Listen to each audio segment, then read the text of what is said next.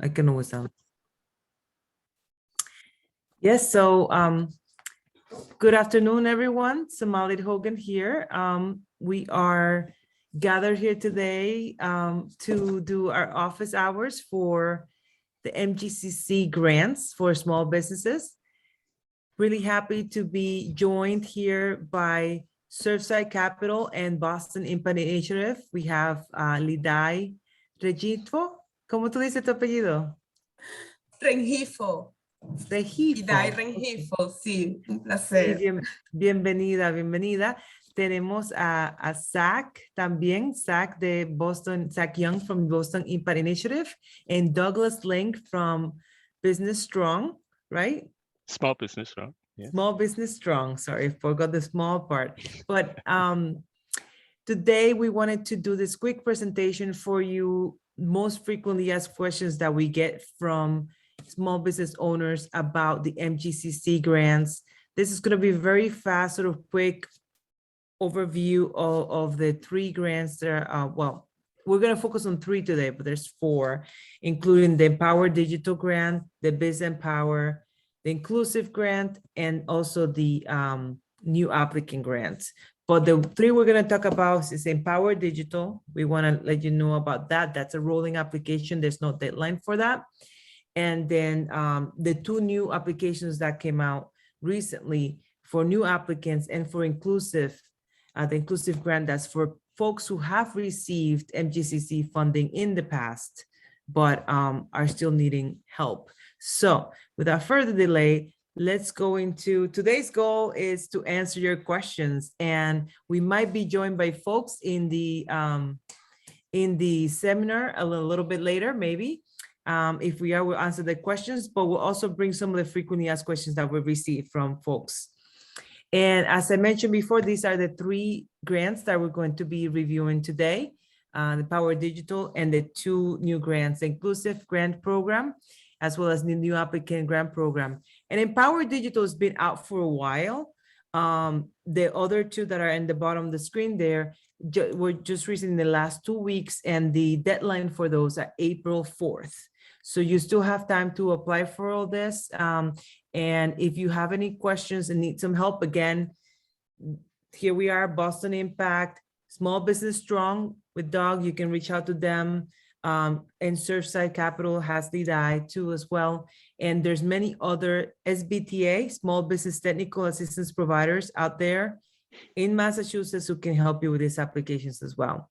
And you can find out who they are through the MGCC website, which is empoweringsmallbusiness.org. I want to make sure that that shows up in the video at the bottom of the screen. So really quickly for Empower Digital Grant, a very brief overview is that it's for prospective applicants. They need to be nominated by a small business technical assistance provider. And right on the website, there's a link that you can see there in blue that you can click on to find out who are all of those SBTA providers. And so the reason for that is because that SBTA provider is going to walk you through the application and help you with all of the various pieces that are involved in that application. And that will make it so that you're able to get the best out of the grant, as well as figure out specifically what your needs are as a business. And these funds can be used for anything digital related, such as, you need a new POS system, you need a point of sale system.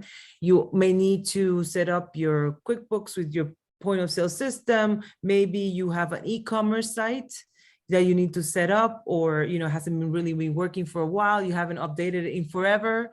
Maybe you need a new social media marketing strategy and campaign, and you need some help from a professional who's done this for a living, who can help you with that. I know a lot of clients who are also needing help with search engine optimization to make sure that their websites do show up when people are searching for them. So there's a variety of different things that you can do with this grant. Guys, I'm going to open it up to you. Anything else about this grant that I missed that you'd like to add? Okay, so that's Empower Digital Grant. And the next one that I mentioned is the Inclusive Grant. And this is for folks who have received COVID-19 relief assistance in the past year from MGCC. So if you got the PPP grant, if you, the PPP loan or EIDL loan or any of that, the SBA stuff or other local grants or whatever, no worry about that. We're talking right now strictly about Massachusetts Growth Capital Corporation grant from last year. If you had already received that, then you're going to, and you still need more help with your business, more financial assistance, you want to look at the inclusive grant. And you know, you want, this is specifically for businesses that meet certain criteria, like they're minority owned, woman owned, veteran owned, maybe there's an owner who's disabled or LGBTQ owned, and it's focused on reaching the markets or the businesses that are owned by predominantly socially and economically disadvantaged and historically underrepresented groups. And so you want to apply for that grant if you fall in this category. And again, there's a lot more to the eligibility criteria, but this is just a quick, very high level overview of that. Also, it's important to mention that for this grant, and Doug, correct me if I'm wrong, you need to have at least 2 employees, correct? At least 2 employees, and 1099s do count. Is that correct, Doug? Yes, for both this and inclusive and the new applicant, you have to have 2 employees, but the owner count is 1. Right. Full-time Right. employee, so FTE actually. Thank you. Thank you. So that's a very important thing. The other thing too that we'll mention a little bit later is also the requirements for what you should have also in your taxes. You do need, well, let me not get ahead of myself. We'll get to that in a minute. So that's inclusive grant. Now there's the new applicant grant. So this is for people who have not previously received financial relief from the Massachusetts Growth Capital Corporation COVID-19 relief grants, okay? And maybe you did not qualify for other grants due to, you know, a lack of loss in revenue or what have you. So then you should apply for the new applicant grants. And again, we just mentioned you need to have at least 2 employees. The owner counts as 1. The other employee could be a 1099, but not a person who's like renting from you, which is a very important distinction. We know there's a lot of barbershops and beauty salons who rent booths. So those people who are renting your booths, unfortunately, do not count as employees. But if you have a stylist or a front desk person or someone that you pay to clean or something like it's in your payroll, then that would count as an employee. So here's the general eligibility criteria. And as I said, right there on like the 6 or 7 bullet is that business must currently have between 2 and 50 full-time equivalent employees, out of which one of them is the owner. But there's all these other things here. You must be Massachusetts based. So this program is all for Massachusetts only based businesses. You need to have your address in your federal tax returns must be in Massachusetts. It can't be from another state. You need to be a for-profit entity. And there's a list there of all of them that are applicable. So proprietorship, partnership, corporations, and cooperatives and LLCs are eligible to apply. The business must be owned by individuals, not like a big sort of corporation. It's not a franchise. It's not something like that. And business owners must have either a social security number or an IT number, must have a minimum of $40,000 in operating expenses based on your 2020 federal business tax returns. So I think that's line, if you are it's either line 28 or 27, depending on whether you do your Schedule C or if you're a corporation. So you look at the total expenses for your 2020 federal taxes. And business revenues are between 40,000 and 2.5 million based on that federal 2020 tax returns. You must be currently in operation. You can't be closed. You must have been established before September 30th, 2020.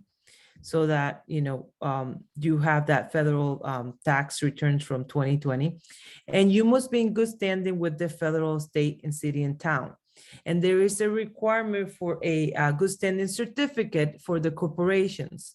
So if you're a corporation here in the state of Massachusetts, you will want to request your certificate of good standing from the Secretary of State's office. You can do so online.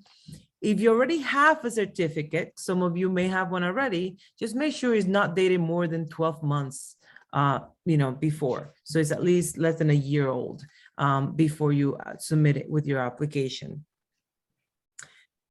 Let's see.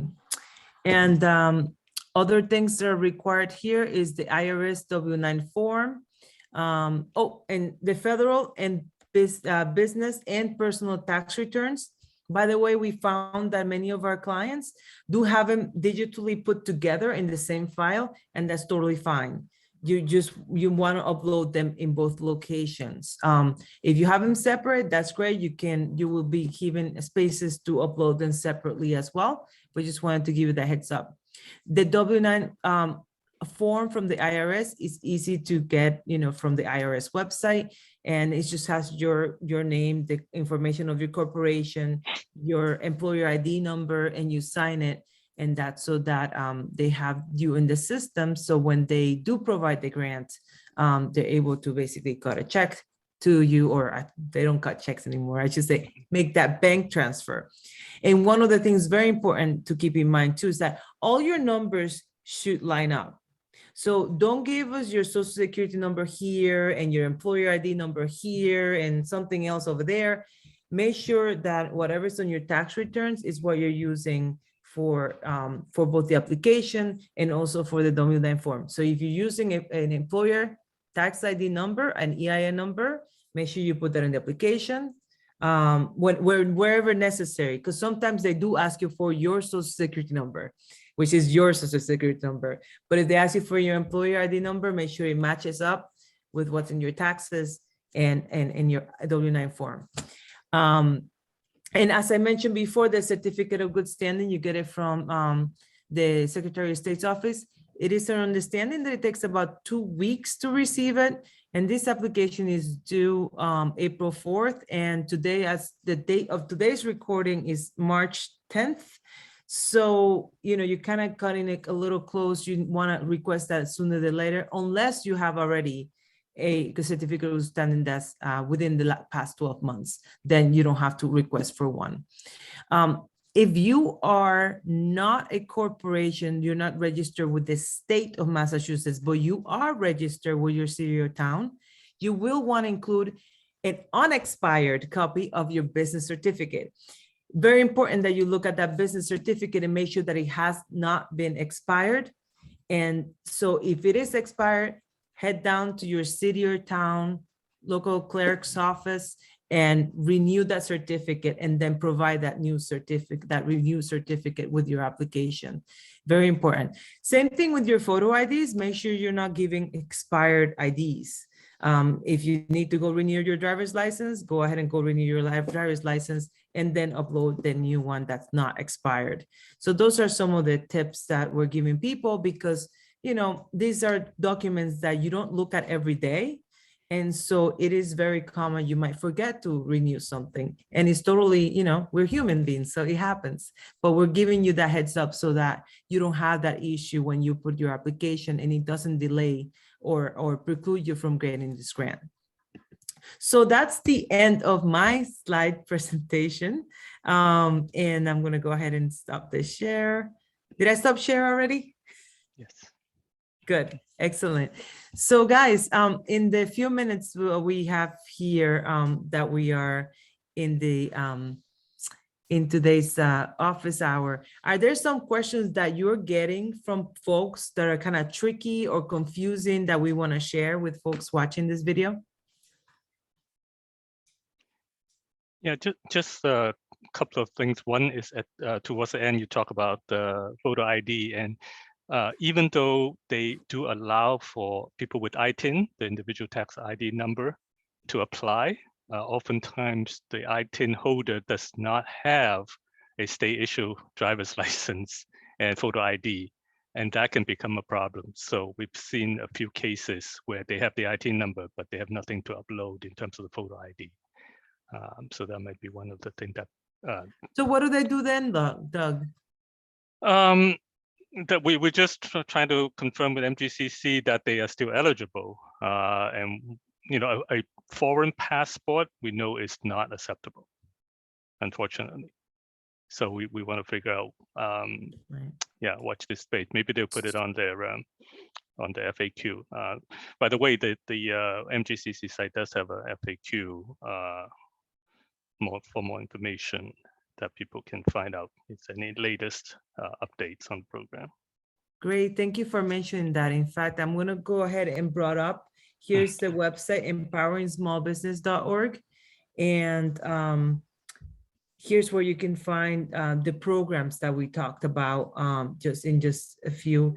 And I think if I click in one of these, Doug, I can get to that FAQ document you're talking about, correct? No, actually from the main page. Go down. From the Keep main going page? down. Yeah, from the main page. I want to see where that is so I can show people. So where would I go? Resources? Go down. No, just go down.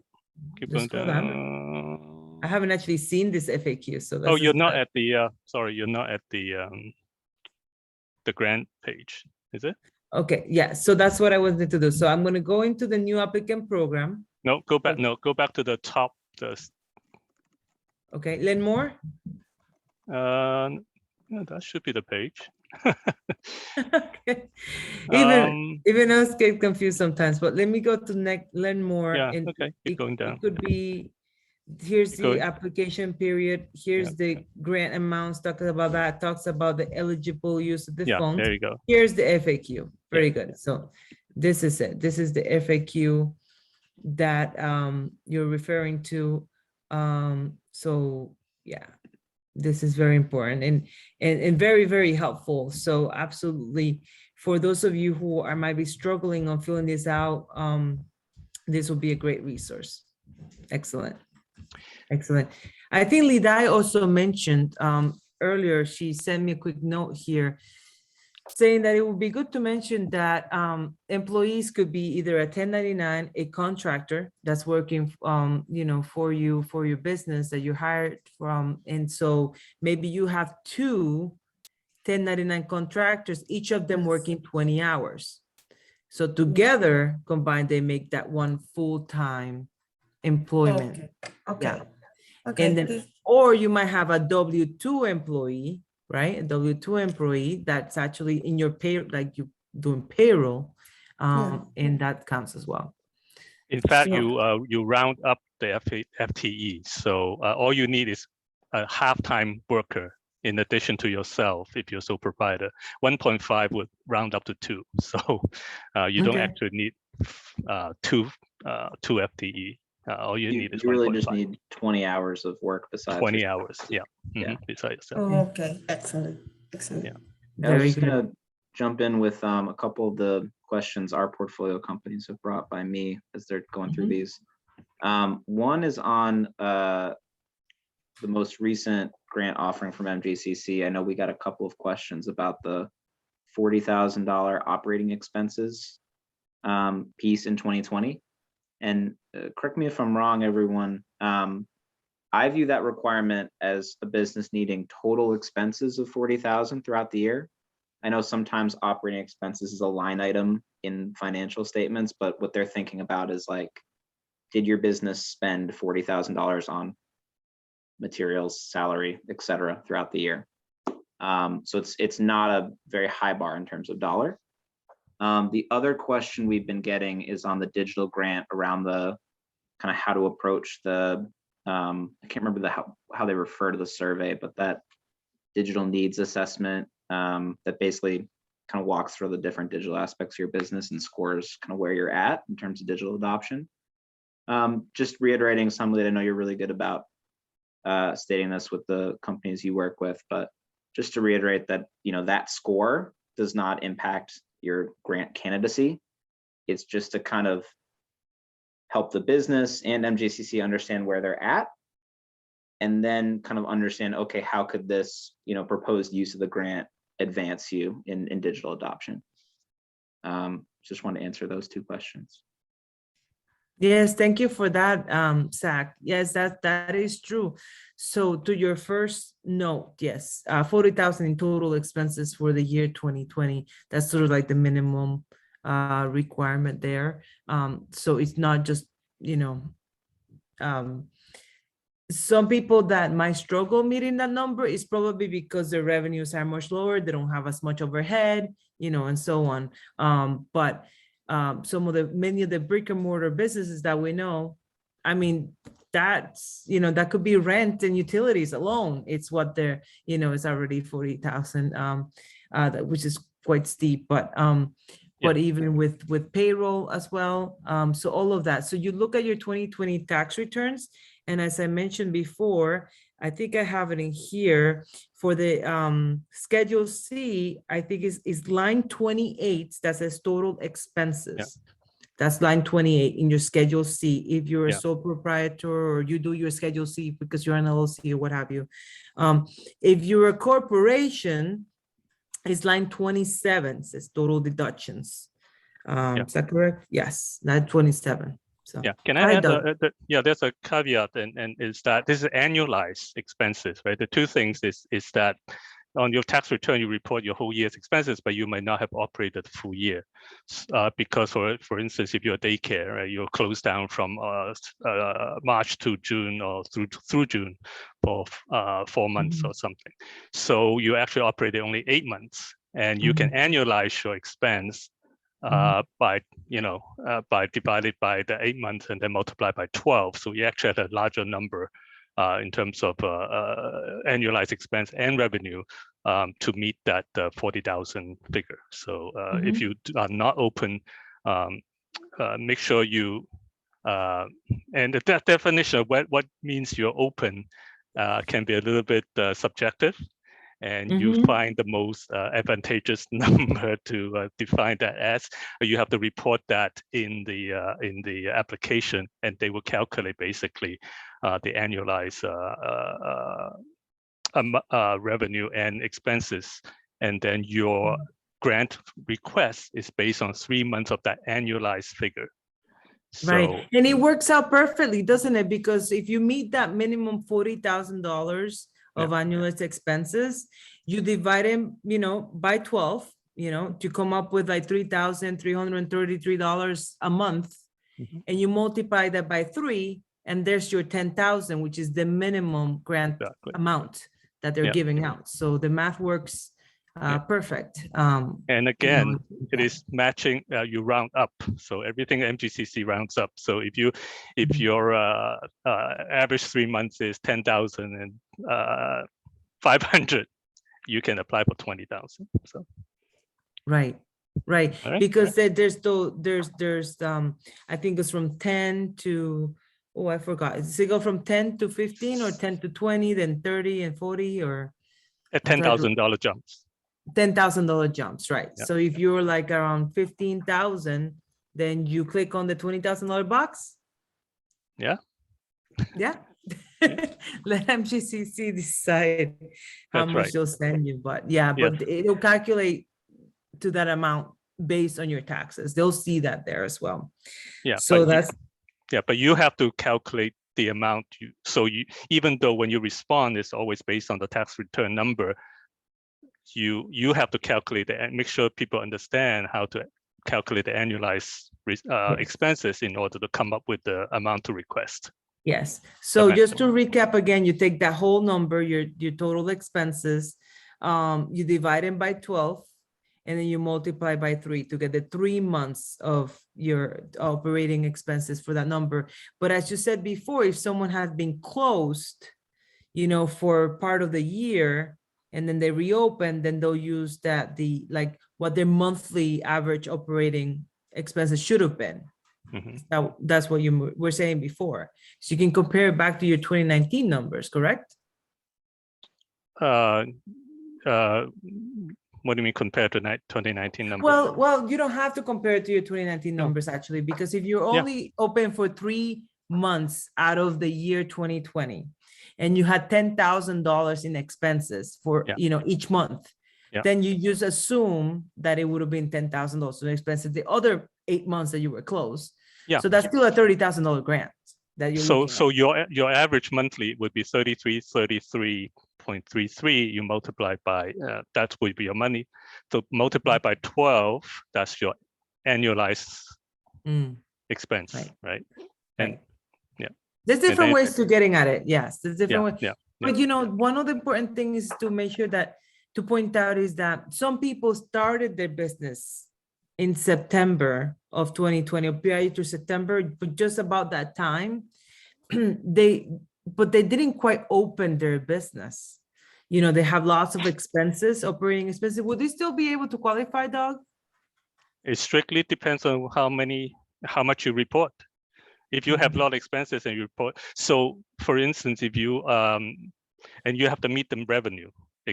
So in the past, if you are like a restaurant or something, you're building out the restaurant, you have a lot of expenses, but you don't have revenue, you qualify for the previous grant. For this Right. one, you have to have revenue and expenses. So if you did not have revenue for that 3 months you were open, then you unfortunately won't qualify. But once again, that has to be annualized figures. So if you even have you don't have to have 40,000 in that 3 months, but as long as you have what is that, 13,000 in that 3 months, and you can annualize it to about 40,000. So but you have to have some revenue. If you have expenses but you did not open your doors, then you cannot. Right. Yeah. Yeah, that is right here on this bullet. Revenues Yeah. must be between 40,000 and Yeah. 2.5 million. Yeah. Yeah. So that's a very important distinction for many of our small business owners, because unfortunately, some of them did kind of start working on their business, and technically they were, started their business before September of 2020, but unfortunately they didn't have the revenues to back that up, that they were to make them Sorry, eligible. have to jump off, but Yes. Okay. Bye, Doug. Good So, luck. anyone else has any other questions that they've been getting? Bye, Doug. See you later. Thank you for joining us. I think those were the major questions that I've had from clients. I think one last one was that for folks that are having issues logging into Submittable, or maybe that they have questions to MGCC. First, use the password reset. It's right there for you. So you know what email address you used. Use the password reset, to be able to get back into your application. Some people have noticed that they have a profile in the system that they didn't know. And I'm telling them, it could have been your accountant. It could have been someone that worked with you that helped you apply in the past, and you just don't remember having that account. Don't worry about it. Use the password reset, get in, look at your information, and apply. And the other one is for all communications with MGCC questions that you have, use Submittable. Right there in Submittable, there is a tab that is for communications, and you can send them a note, an email, and everything will be documented. And my understanding is that they're pretty good responding. Like, they'll get back to you within a day or two with an answer to your question. So, and as always, as I mentioned before, please reach out to your SBTA provider. There is a list on the MGCC website, and Boston Impact Initiative is an SBTA provider. If you want to connect with us, you can reach out. And then we have one more question here. Can daycare businesses apply? Yes, daycare businesses can apply as long as they meet those criteria that we talked about, which is somewhat tough to meet, right? If you're independent, if you're a family home daycare, it might be tougher to meet that criteria on the expense side and on the revenue side. If you're a daycare, independently owned daycare center, you probably, will be able to meet the criteria. And there's other types of care centers, right, Zach? Thank you so much. Other kind of what? Sorry, Somalie? Daycare centers, but like there's adult care. There's also different types of centers that take care of folks with disability as well, or mental health, or whatever it might be. Sometimes there's those businesses we don't think about being, like businesses, but they are. even you know, dentist offices and what else?